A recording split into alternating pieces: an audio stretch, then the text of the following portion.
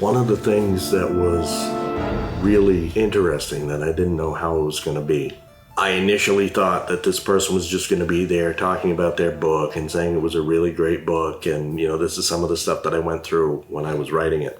I did not have that experience at all.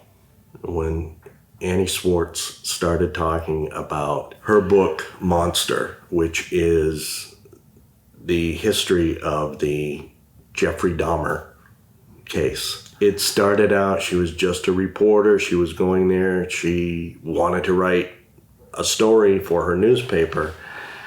And she very quickly realized that this was something that was a lot bigger than any of them expected. And from that moment on, when she talked about this police officer that she had known who was, I'm not going to say hard and tough, but a hardened police officer, many years experience, who had used to seeing a lot of horrific things. She remarked that he was outside the hallway and he was shaken and just devastated. She grabbed onto the human angle of everything and she never let it go.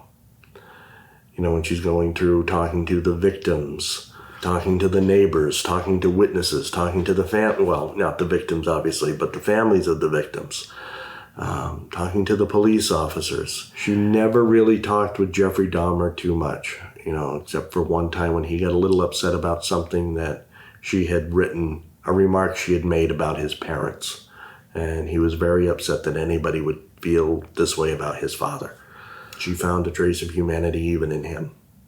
And she never lost hers in the midst of this, because I honestly don't know how I could have survived a case like that, a story like that, anything like that. She tried writing the book Monster in the third person as much as possible, but there were times she said she just couldn't. And I thought at first that, I would have tried writing it in the third person too, just for a little bit of humility. But I realized that was one of the ways she was hanging on to her humanity in the midst of this horrific story. And she was trying to give herself a safe distance and not be drawn into it. Because it could very easily be, it could very easy to draw you into a rabbit hole, so to speak. And, you can get lost in trying to figure out what was going on and why it was happening. But reporting on it, stating the facts, keeping it going, reminding people that the victims were flesh and blood. They had hopes, they had dreams, they had families that loved them, they had people that loved them, they had friends. They had rough times that led to them being exploited by somebody who had psychopathic tendencies. And, that was what she put out. But even remembering that Jeffrey Dahmer at one point hadn't been like that. He started becoming like that and nobody paid any attention. Nobody saw the warning signs or cared if they did. And some murderous, cancerous blight on his personality and psyche was allowed to go unchecked. And it manifested itself in torture, death, some cannibalism. It was just quite the experience listening to somebody who was, reporting on it and making it seem real and relevant and, making people remember.